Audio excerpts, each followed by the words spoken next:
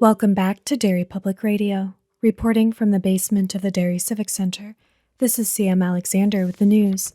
Today marks the anniversary of the City Center massacre, and the identity of the Mercedes killer remains a mystery. Police have issued no statements as to progress in this case. Today's forecast, rain showers, so stay under that blue umbrella. You're listening to Derry Public Radio. This is Derry Public Radio.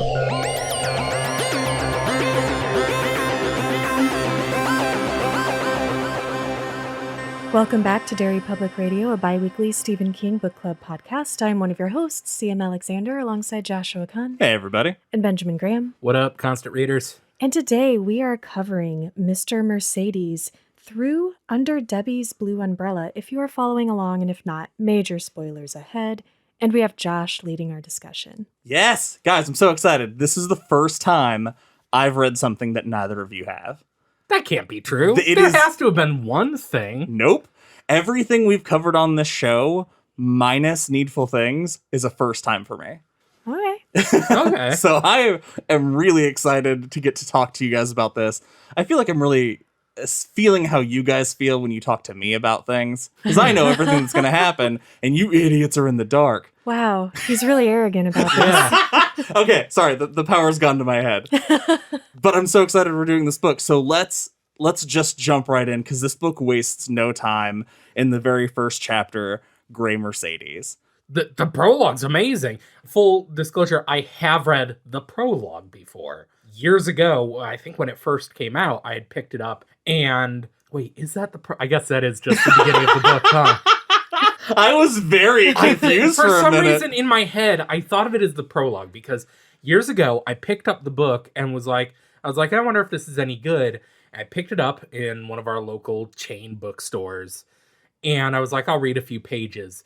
And then I look up, and I've been standing in the middle of the aisle for about 20 minutes, having read this first part about what happens at the city center. If you don't read all of this section in one sitting, I think you might be a monster. I agree with because it's so compelling.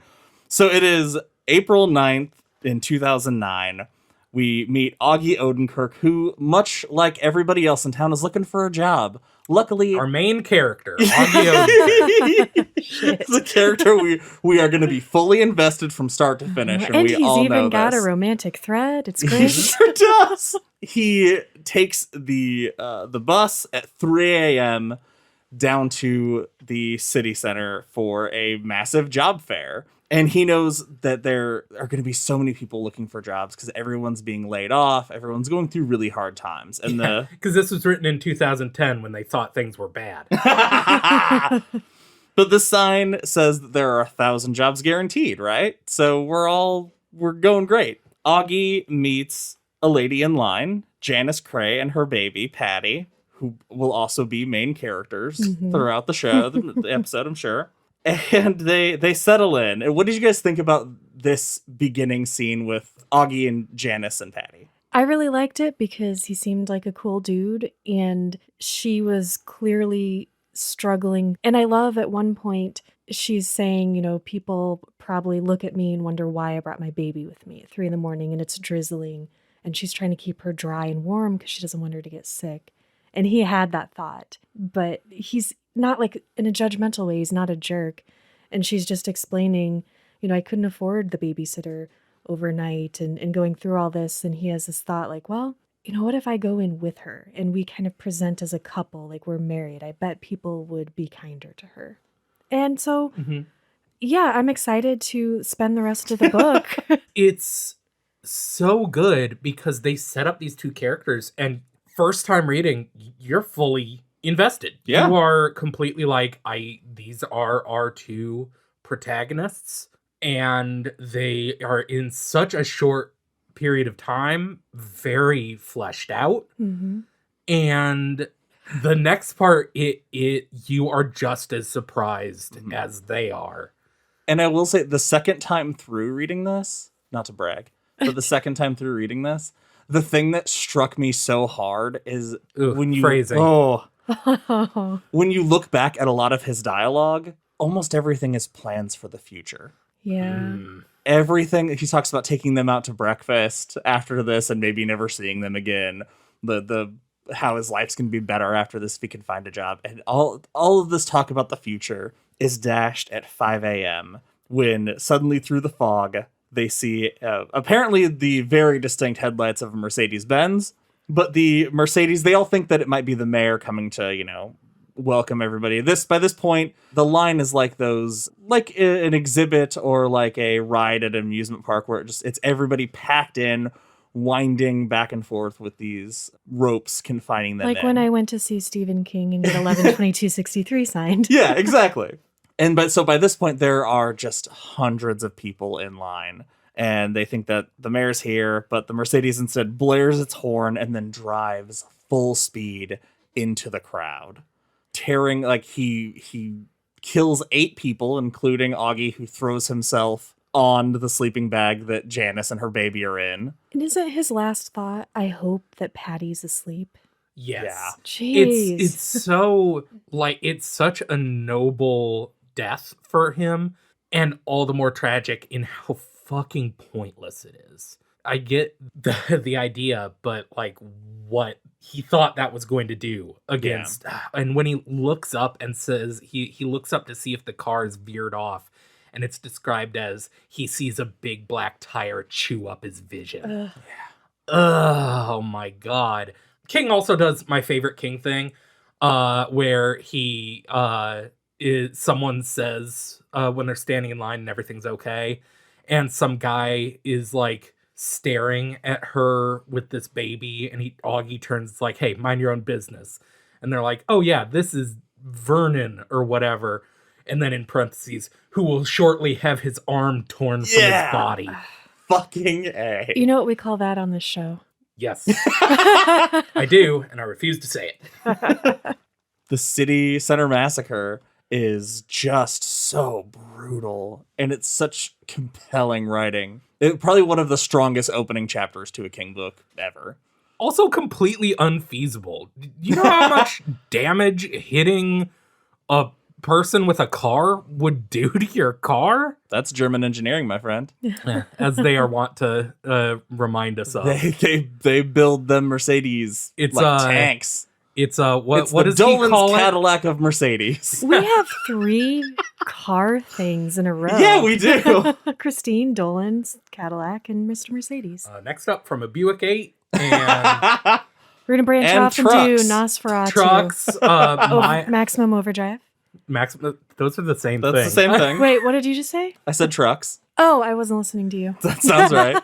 Now we meet our actual protagonist. We meet retired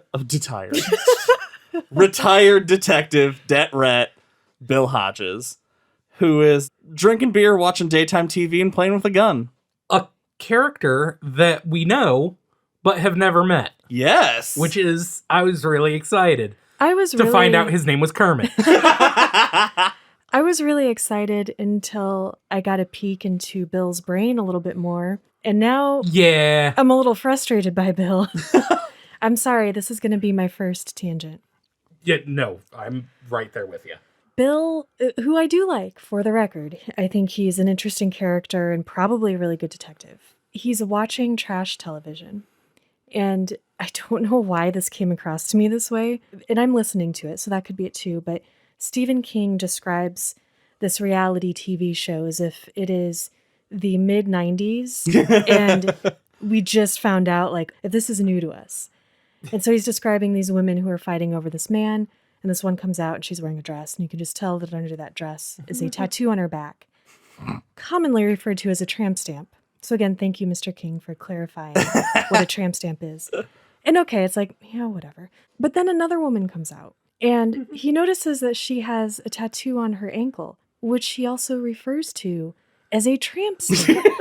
So my question is, does Mr. Kermit think that all tattoos on women are tramp stamps? Or does Stephen King think that? That did make me laugh so hard. And I, in my head, want so bad to think it was purposeful on Stephen King. He's just like, because Hodges is described as this old school guy. He like struggles with the computer and is constantly just having these old man thoughts. Yep. And I want to think that King was like, these are characteristics that he's giving them, and they are not just the way Stephen King thinks. But Stephen King is also kind of an old guy. And I hope it is on purpose, because it goes a little further than tramp stamps. Yes. Bill is kind of a misogynist and maybe a little racist. I think that's why I think these are character choices, because the way you get to know Bill, he spent his entire life as a cop. Nothing mattered but being a cop. He's divorced. He has a kid that he barely talks to, even after he's retired, because just being a cop was all consuming for him. Mm-hmm. So I buy a little bit of the boys club stuff. Yeah. I also buy that this reality TV show stuff is brand spanking new to him. I also imagine he's watching TV Land and it's old episodes of Jerry Springer, like real. How is he watching this? It is very obviously Jerry Springer, Judge Judy, and Dr. Phil, who he refers to as the Nazi psychiatrist for some reason. I support that. Yeah, for now, I'm going to chalk it up as it's the character and he'll show growth. But also, there's some other things that are not related to Bill Hodges that are kind of problematic later. Yes. We'll get into it. For sure. Retired detective, sitting there watching his shows. He goes to check the mail, and it's coupons for a store, some other ads.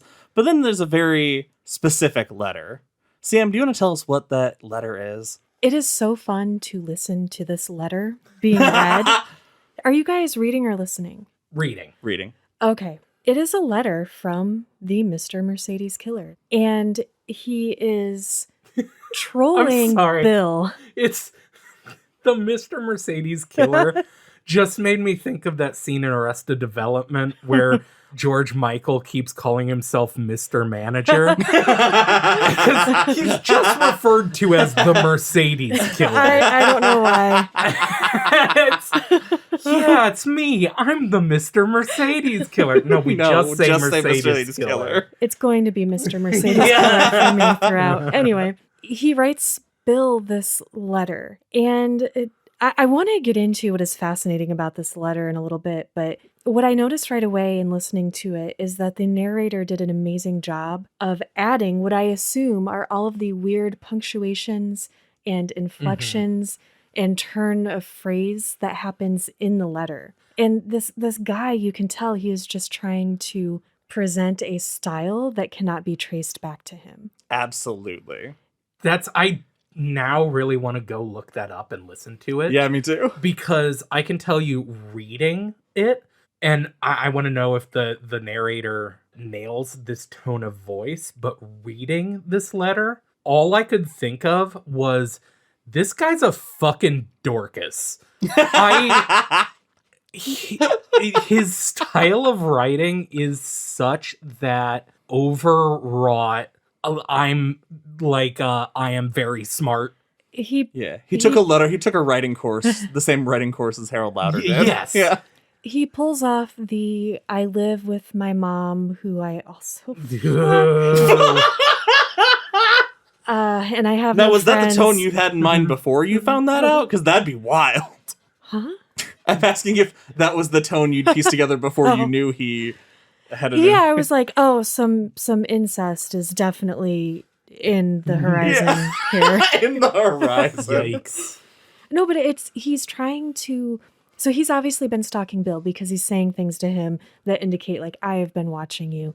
And what he's attempting to do, which does not work. And it kind of speaks to, okay, I'm getting ahead of myself. He's trolling Bill. He wants him to commit suicide because Bill is very depressed. He has really nothing to live for or work for since he's retired. He's just watching trash TV. He's gained like 30 pounds. He's just eating junk food, not taking care of himself. And so Mr. Mercedes Killer sees this as an opportunity to play with him and off this guy and fulfill whatever need it is that he has to hurt people. And of course, instead, it pisses Bill off. Which But is so great. and it gives Yeah. them purpose. But what I find fascinating about it is that often in, when we're talking about Ted Bundy, Charles Manson, Marjorie, whatever, the evil genius lady, we always say, "Oh, these people are so conniving and smart. They're geniuses. They're so intelligent." And I disagree. No, they're not. I think they are fucking stupid. I love. It's a hot take. The Yeah. serial killers aren't actually smart. But we keep perpetuating that in Mhm. all of our documentaries and stuff, and it's so annoying. And I just love that Bill is like, "Well, you just pissed me off, and now I have something to live for, buddy." You dumb piece of shit. Sidebar, that Evil Genius documentary is so good. Oh, I know. Oh, dude, you need I've to not watch seen it. it. It's about the lady in that group of people that blew up that pizza guy that one They're time. having him rob a bank, and Yeah. you see him explode on camera. Holy shit. Yeah, it's a really, really good one. All right. I sounded really voyeuristic right now. Yeah, you did a little bit. It's You get to tragic. see a guy explode. So in the letter, he drops a few important things. He points out that he was wearing a condom while he was doing it because it was erotic. He mentions he poured bleach all over the mask, and isn't that funny how you guys all must have been shitting yourselves when you found out there was no DNA evidence. I did all this and this. And one thing that struck me, he refers to having a conscience as wearing a pair of lead boots. And I thought that was like a really fun, dark thing to say. It's so weird to get that peek inside of this mind, which we definitely get more of because we have his point of view a little bit later. I also like, and I'm sure that this will come back into play, that he is confused, or maybe it's a different type of clue between the words perp and perk.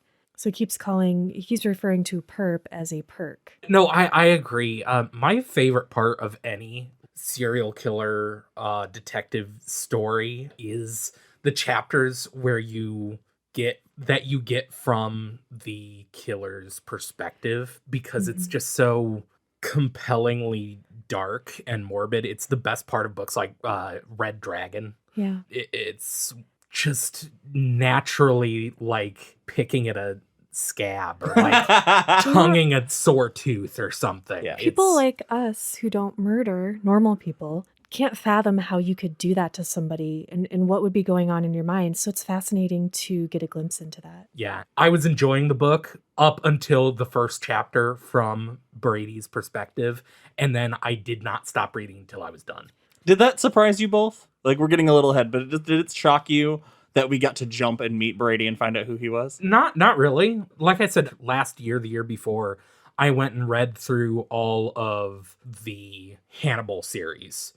And that's kind of a staple of The I kind of genre. of the genre. I kind of expected it. It did happen really soon. But I'm glad we did, because if it was all like, it's kind of something I wished had been in The Outsider a little. Mm-hmm.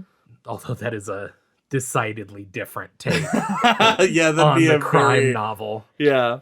So back to the letter, the last important things are he ends it with an invitation if he wants to talk to the Mercedes killer, that he set up an account for him at the website under Debbie's Blue Umbrella with the username KermitFrog19, which, under Debbie's Blue Umbrella, a real website, and we'll talk about it next episode. Okay. So I'm going to put that little tease out there for you guys. Now I'm scared. Hodges takes the letter and he's trying to figure out what to do with it. Decides he's going to call his old partner, make plans to meet for lunch, and just not bring him the letter, but just see if he can get any information, if any news has come out about the cases. I thought it was interesting because here, until so far where I've read, he continues to excuse the reasons why he is not telling the people who are active on this case about the letter. And one of them is that, he knows that there will be no prints on it. And he wants to actually have evidence before he takes this to anyone.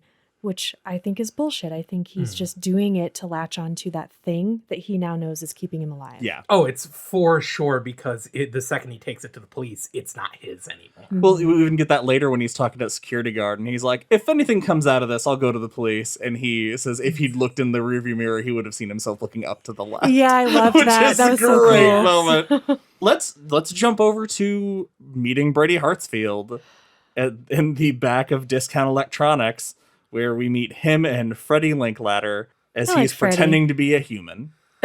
I do like, just real quick, like Freddie, and it's so close to being good trans representation. It's so close. Because Freddie is just like this big, tall person. One of the first things we hear is who we are told is her telling off some religious freak that she is a man that just wasn't given a dick. Yeah. And I was like, oh, okay, we got a trans character in a King book. That's great.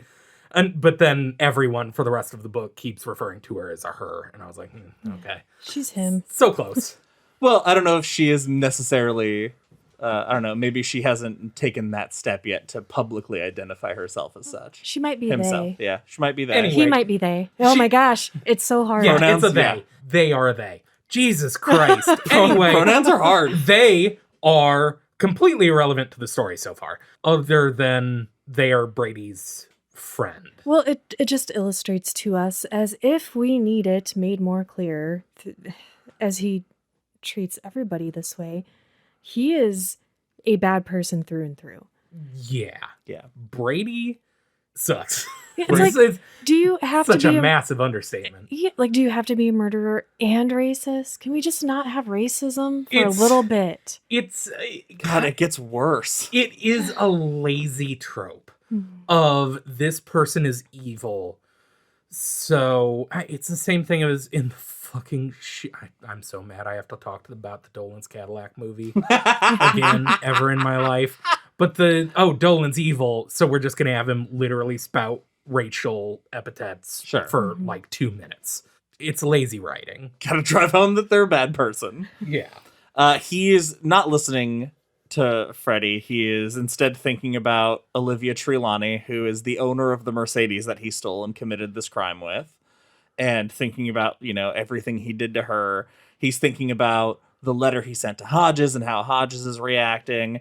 And he's also thinking about the time he killed his brother and his mom covered it up.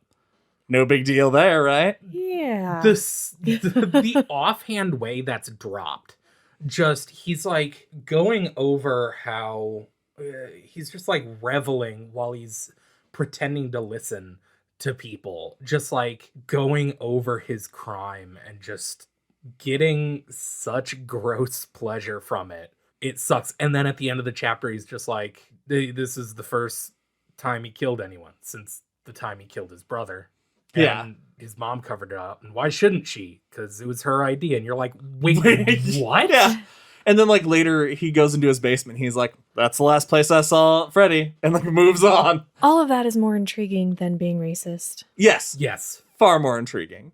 So now let's jump to the meeting of old partners at a restaurant where Hodges pulls up and sits down for lunch with Pete and they shoot the shit. Ben, do you want to tell us about their lunch? I hate that King keeps making me like cops. Because I do love these two characters. They have such obvious chemistry. Mm-hmm. They have the kind of chemistry that McNulty and Bunk have in The Wire. I know neither of you two have watched The Wire, but I'm that guy. It's just that two old cop buddies that give each other shit, but they are so obviously in dude love with each other. It's awesome.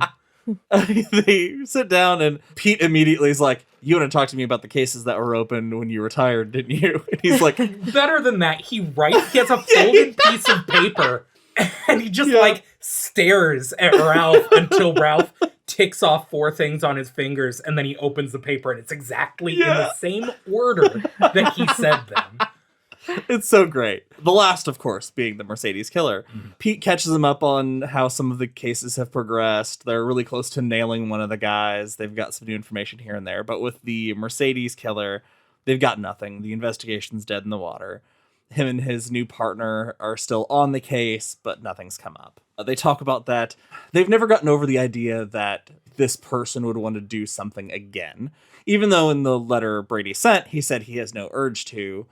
Hodges never believed that even before he read it in a letter. So they talk about Olivia Trelawny, and this is where we first get into the treatment Oh no. about how Olivia Trelawny killed herself over a guilty conscience because it was her Mercedes. CM, do you want to talk about Olivia Trelawny? CM, The look on your face says so that you don't. angry. you just put your hands to your forehead as though you suddenly had a terrible migraine, which I agree with. This part is also bad. And I need to talk through this with you guys because I need to understand if I'm being a constant reader in the true sense of the word, if I'm being a little bit dense, or if there's something to this, because Josh, the way you phrase that is very kind, much kinder than they are about it.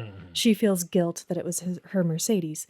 She feels guilt because these fucking cops basically did everything they could to illustrate to her and to tell her that it is her fault that all of these people died. It is not. Just because you leave your keys in the car or you leave it unlocked or whatever, even if you gave somebody your car to borrow, you cannot control what other people do. She did not cause it. She can't change it and she can't control it. Those are the 3 C's of recovery and Al-Anon. And if somebody had been kinder to her, she might not have killed herself. Definitely. And it drove me up the fucking wall. Yeah. How adamant Bill Hodges, our protagonist, is about what a piece of shit Mrs. Trelawny is because this was her fault. And so this again, okay, is this King using this device as a writer? Is he trying to say, well, yeah, man, she, did this. How terrible. Or are we supposed to, is Bill not a perfect protagonist? Which is okay, but it felt like so much weight is being put on this and it feels sloppy. So I need to know if I'm interpreting it incorrectly. No, Bill in this case and in several other cases throughout the book is being a misogynist. It is his absolute insistence that, like he says multiple times, like she did this. He even says like she abetted this murder. No. And that's nonsense. It is victim blaming in such a massive way. I hope Holly kicks his ass whenever she shows Oh up. God, yeah. That's the one thing is I am hoping that when Holly is introduced, it spurs the growth because it doesn't feel like It doesn't feel like a protagonist move. Character flaw to me. It feels like I don't know. It pulls me out, which is why I wanted to talk to you guys about it. Sure. I have a theory that may help you out. I think nobody can truly believe that this is Olivia Trelawny's fault. Yeah. Right. Worst case scenario, she did accidentally leave her key in the ignition and leave her car unlocked. Accidents like that happen. The reason it gets escalated so aggressively is one, Olivia Trelawny is very hateable. She's a stuck-up rich lady. Which is not also nonsense. Right. Yeah, and that's not That's an excuse. the misogyny part that I'm talking about. Well, that might not be it's not misogyny just to hate an uptight person, no matter what their gender is. I bet if Olivia Trelawny was an Oliver Trelawny, they would not have given her nearly as much shit. Interesting. The only thing that she really did wrong that I felt was even a proximity of justification for their hatred of her was displaying more concern over her car than the people who were murdered. That was shitty. But but if she but was that's a man, also her business, so fuck off. Yeah, but like if she was a man, it wouldn't have been like, oh, she's such a cold bitch. It's just like, oh, he's eccentric. Practical. Yeah, or eccentric. He's practical.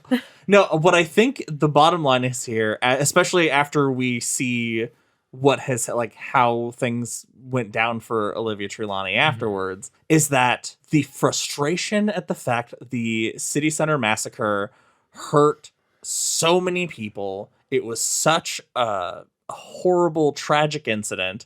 The cops had no leads. They had nothing to go on. The only name that was in any papers, that was in anybody's mouth, was the one person they could identify who owned the car.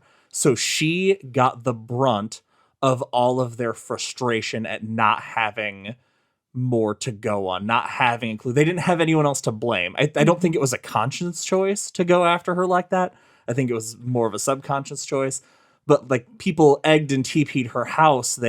Somebody spray painted "killer cunt" on her front gate or something. Like, but people are taking all this out on her, which is not right. Maybe I'm being naive. Maybe I'm just weirdly not being the cynical person I am. But like, I don't think, if this had happened in real life, I'm trying to think of an analog, something.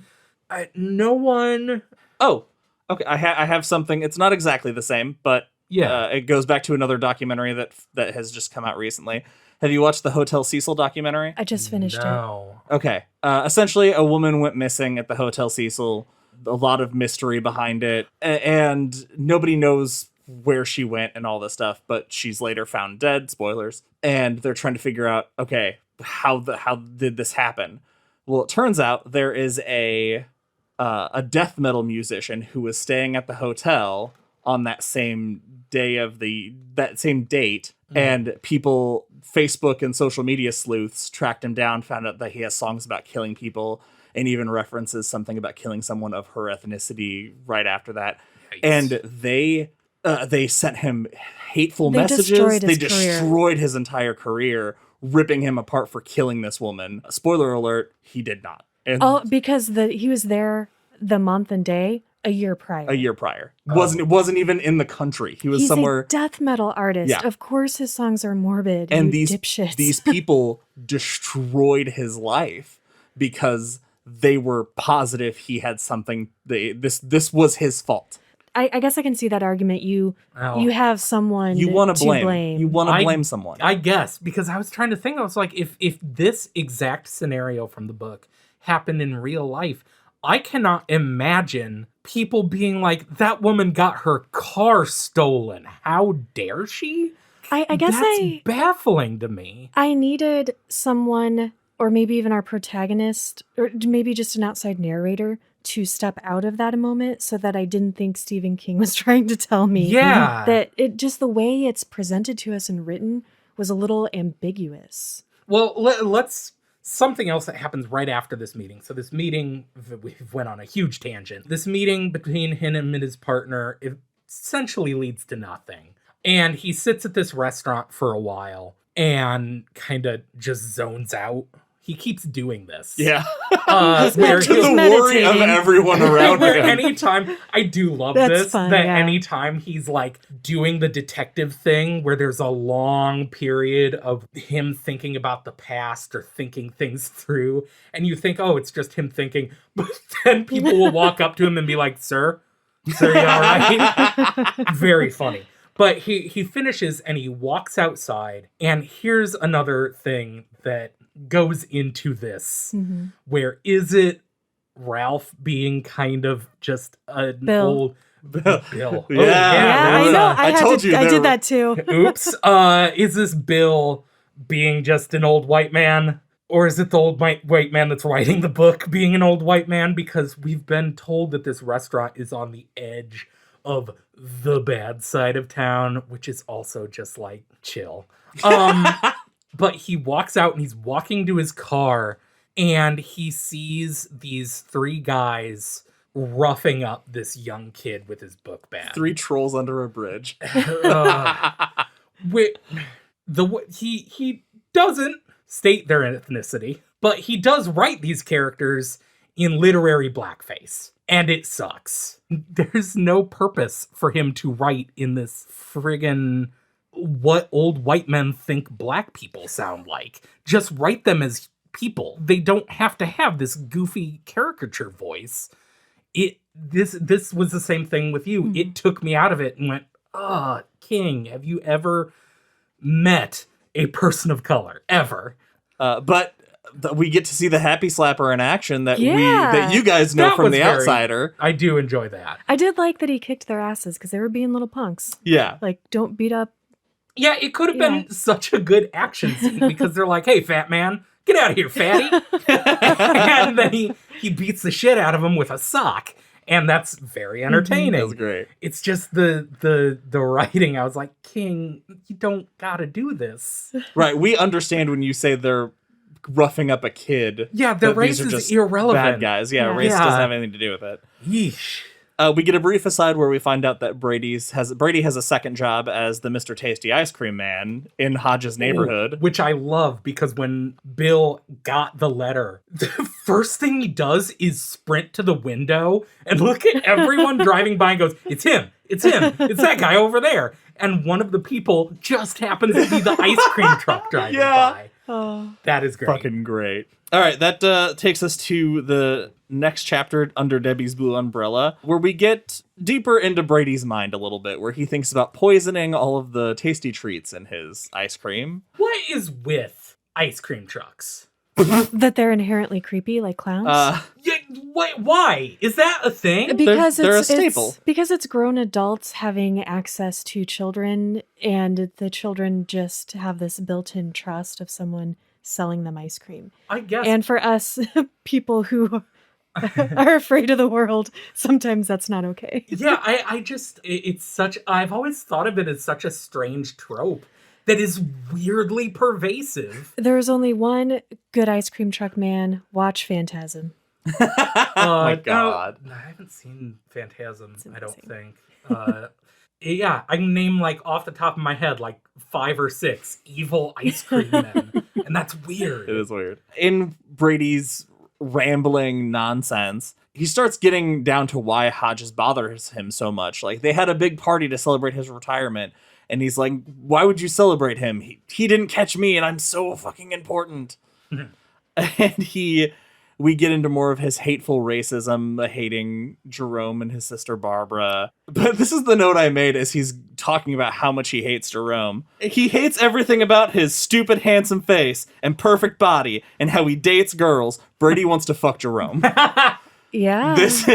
The way he talks, like, that is the hate of somebody who wants to fuck Jerome. This is more of the, I kept thinking, and I think I've said this about other characters, but he is a herald. Sure, He has some real sexual hang-ups. We'll get to those pretty soon. Yeah. Must we? Yikes. Hodges absentmindedly drives to Trelawny's house and is thinking about for the first time, if she ever got a letter, since he got one.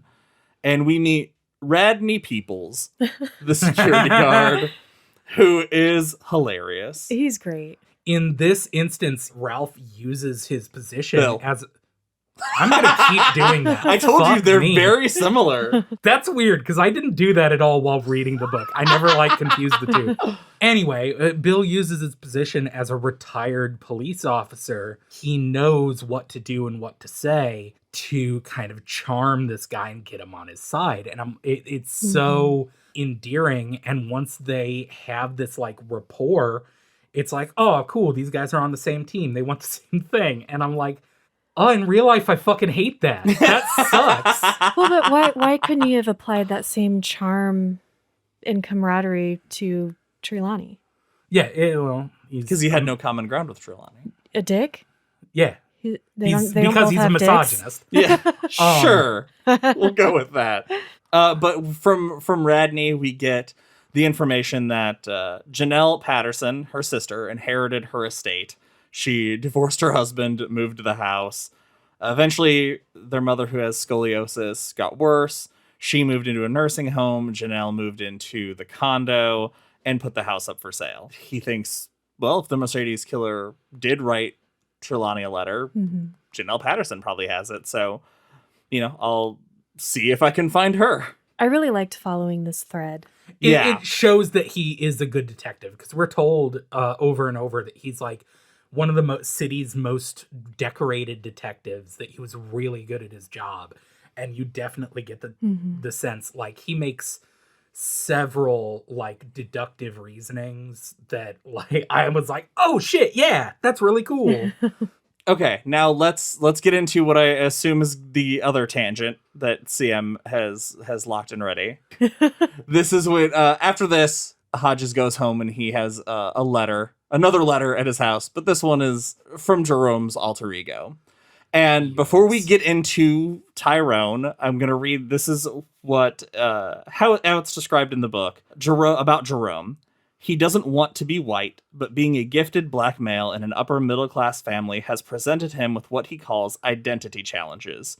It's a joke, but it's not a joke. Because I am white, and this is not my life, I reached out to some friends of mine who have more experience in life this way than I do, and just kind of bounced off of them who this character is, what they're doing, and I was surprised to find out that the kind of summarizing it as identity challenges is fairly accurate. Code switching. Yeah, but the one that seemed most interesting to me, the one of the replies I got back was about that it is in a way related to comfort and control. Like it is, I can take ownership of doing this, and I do kind of find it funny that it makes you uncomfortable. But it is me owning this thing, and if I control it and I own it, nobody can use it against me. So you're not because it's applying mine. a stereotype to me. Right. I am controlling it. Yes, I gotcha. I get to have all this control. And then another reply that I got had to do with the fact that a part of it could be so that when he does talk like that or do those things, that other people around him are like, don't do that. You're better than that. And it's that kind of reinforcement of you're good. Like you are good as is.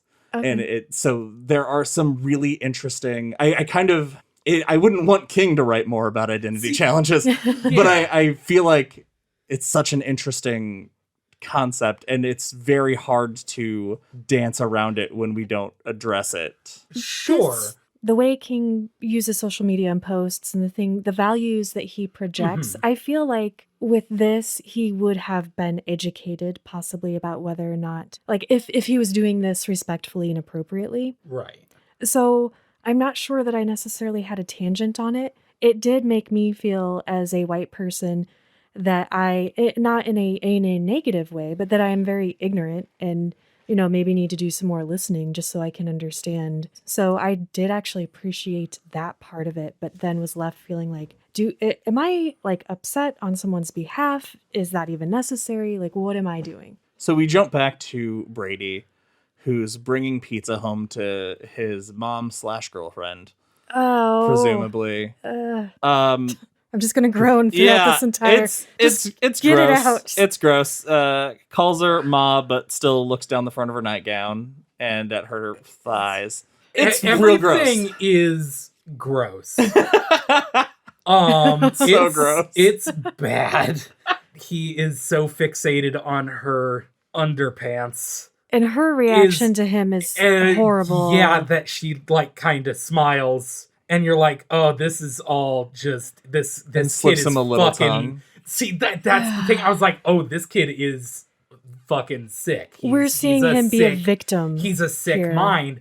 But when he goes to like give her a kiss on the cheek, which whatever, that she turns and slips him the tongue. Ooh, I was like, oh, this is a different thing altogether.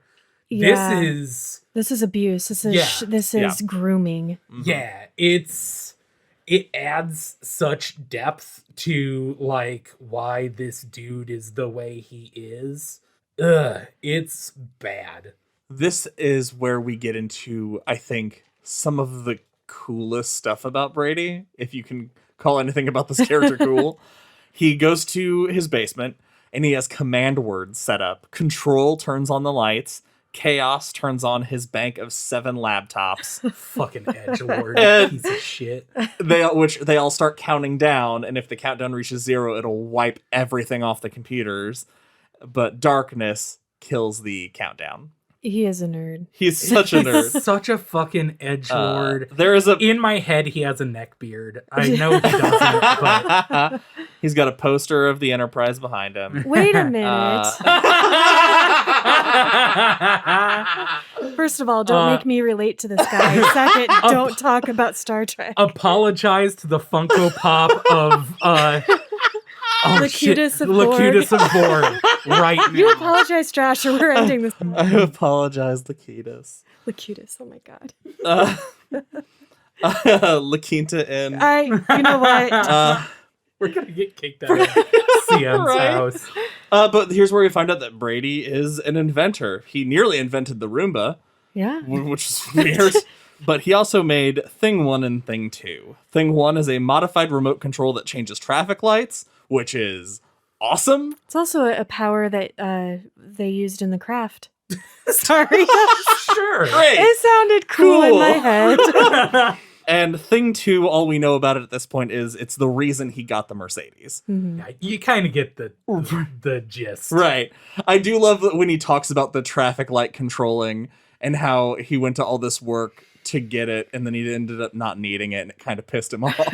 The part where he's describing it, and when he invented it, he used it. He would sit at traffic lights and just change them until he saw a car accident and got a boner about it. It So reminds fucking me, crazy. he reminds me of Todd from Apt Pupil in that last scene where he gets yeah. the gun and he goes to the park to watch people. Also, we find out in the closet he has 9 shoe boxes of homemade plastic explosives, like you do, along with a ball bearing a vest full of ball bearings and 4 pounds of explosives. That's fucked. Yeah, it is. And also a weirdly interesting parallel between him and Bill, that it's the same exact kind of ball bearings that he uses for his happy slapper, Mhm. Yeah. which I was like, what is Is that, have is any that anything? meaning? The next morning, Hodges visits Janelle and her breasts. Yep, that's a perfect. Yeah. We can just move on. How'd you guys feel about Janelle Patterson? I like her. I think that she's a fairly strong character. It's just a shame that we are going to probably continue to objectify her, but such is life. And I like that she brought some humanity that I felt the whole time to her sister's character. And she, of course, reveals, as Bill suspected, that she did receive a letter. And more than that, she received a similar invitation to join under Debbie's blue umbrella. What is tragic about this, because we talked about initially her coldness, her lack of concern over what was done with her car and just wondering if she could get it back. This shows a compassion and caring and tragic depth of someone who just wants to help someone else. And the way that Brady abuses her through this chat and in this letter is awful. And if the police had treated her differently, because he basically reflects what they have been saying to her. It shows just how strangely adept Brady is at reading people. Because He does it in a sympathetic way. Yeah, because Olivia, where we come to understand, had severe obsessive compulsive disorder and anxiety and everything that comes with it. And that she went on medication when she married her husband and went off of her medication after he had passed away. Ben, I'm sorry, can I interject? Because something you said just made me understand how I feel about the treatment of her with the characters and why the writing about it bothers me. This is where I wanted Bill to be like, oh, I fucked up. Yes. This was a human person, and I'm seeing all these connections because he's understanding more about her. He's reflecting on, I saw her kind of twitch and have these mannerisms. And this would have been a great place for him to feel guilt, and he should feel guilt. He kind of starts it because, but it was her idea. It was her fault, wasn't it? And it's like, come on, man, get with the program. You need to speed it up a little. Yeah. Yes, Or you when he's fucked like, up, you dumbass. he's like, wait, that doesn't sound like someone who'd forget their keys. Ah, shit. Yeah, but it shows that somehow Brady picked up on all of these things and that he knew that it would eat away at her mental health. And basically blackmails her into the chat by being like, if you don't talk to me, I'll kill myself. Yeah. And then she's still trying to help him. Yeah. Because her sister shares that her mother mentioned one time this person she was talking to who she was trying to convince to get help for their problems. Yeah. In the end, Janie hires Hodges as a consultant because he's not a private detective. I wanted to pump my fist when this happens because I'm like, yeah. She wants to get to the bottom of everything. And so he takes a copy of the letter and says, hey, next time your mom's having a good day, let me know. I'd like to talk to her. Maybe see if there's something we missed. I guarantee they missed a lot. Josh, The treatment that they gave her. if a dog dies in this next section we're reading, I'm out. The second the dog showed up, I was like, that dog's fucking I know. King, this is Dell. so infuriating. There's so many times, especially with like Brady and his mother, where I was really mad at Stephen King. And then I had to remind myself that he wants to upset me. Like, that's the Yes, purpose of that this is- chapter. It was one of those weird, like, you're reading a book, sweetheart. Yeah, this is Stephen King. Yeah. Yeah. Being massively upsetting is kind of what he does. Because horror doesn't scare me. It's these other things that, like, make me have a visceral reaction. It's brilliant. The next day, Hodges calls Jerome and thinks he's being slick by throwing a variation of the Mercedes case to Jerome, which Jerome sees right through. I want them to be partners. I love Jerome. Jerome I is love so Jerome. fucking great. No, okay, I was thinking of this because in The Outsider, Holly talks that Finders Keepers, which is what Bill Hodges eventually creates, I assume in the sequel, Finders Keepers. Yeah, good guess. He has a partner that Holly is involved with, and that he's out of the country at the time. I couldn't remember who it was. Don't tell us. I won't. Oh, okay. I was like, did we hear about Jerome? I wondered in that The too. Outsider? And I almost went to look in The Outsider. I think she mentions Jerome Okay. offhandedly, but other than that, Yeah, I was too late. however, Jerome is in If It Bleeds, so there's that. Oh, Spoiler. Spoiler. So they bounce the case back and forth. We find out really how smart and how intuitive Jerome is. I love Jerome. Yeah. Jerome Oh, is yeah, so cool. for sure. He's just as fast and just as naturally deductive as Bill. He's 17, and he's already keeping up with. And He's that, way smarter than Bill gives him credit Right. for because of Bill. Bill wants to keep him out of it, which I hate because it's like when you find somebody who has this knack for something like that, you are now their mentor. Right, but he brings up a good point. If this shit does go sideways, you're Yeah, you're gonna go because to an he's not- Ivy League school. He's not doing and- it legally. Right. So it makes sense. Yeah. Jerome calls him later that night after doing some research on Under Debbie's Blue Umbrella and finds out some interesting information. He just has a name, and that's the password. Yeah. It doesn't have a Nope. username and a password. Nope. That's nonsense. The websites don't work like Because that. it's just fully anonymous. Either way, Fine, sure. I guess.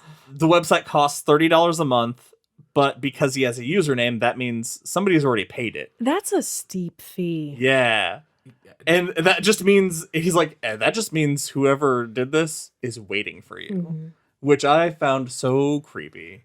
It also means that it's like 8 years before VPNs existed. I freaking love that Bill takes the time to figure out how he is going to respond to this guy and what he ends up doing. It is so smart and cool. The patience and forethought that Bill puts into it it's once again, it's like gives you the idea of this guy is fucking good at his job. He knows how a perk is going to respond.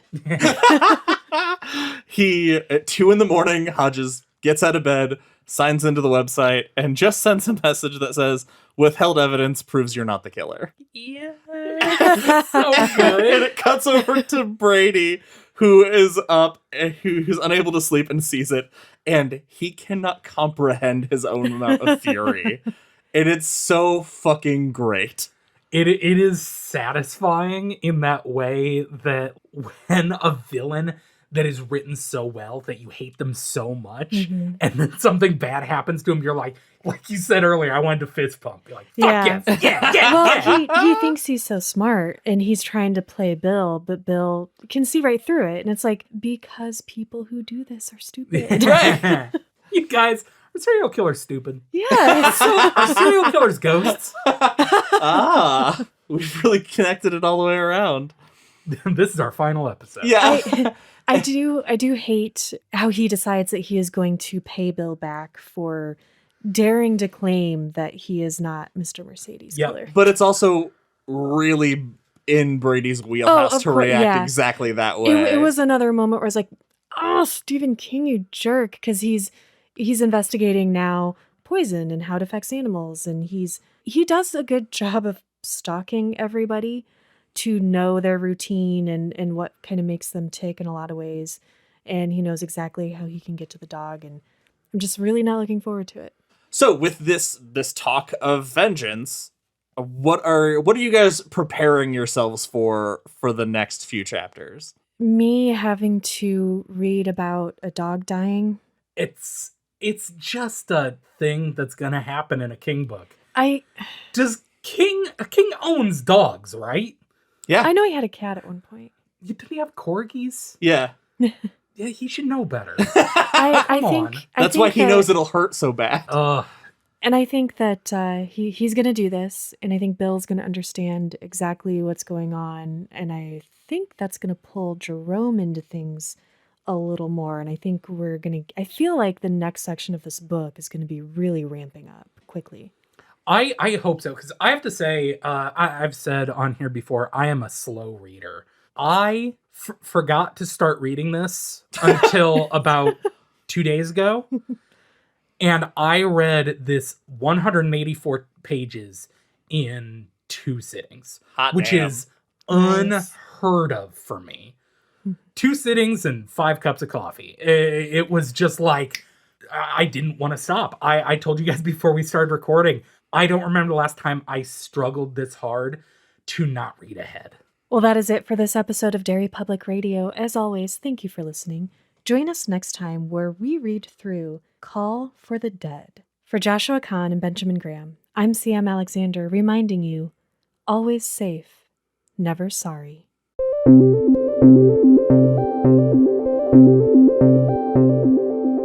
Hey everyone, CM Alexander here. Thank you for listening to Mr. Mercedes Part 1. We hope you enjoyed it. As always, you can find us on social media at Derry Public Radio and email us at derrypublicradio@gmail.com. Please check out our Patreon page for rewards and bonus episodes and our Etsy shop for exciting new merchandise. That's all for now, listeners. Goodbye.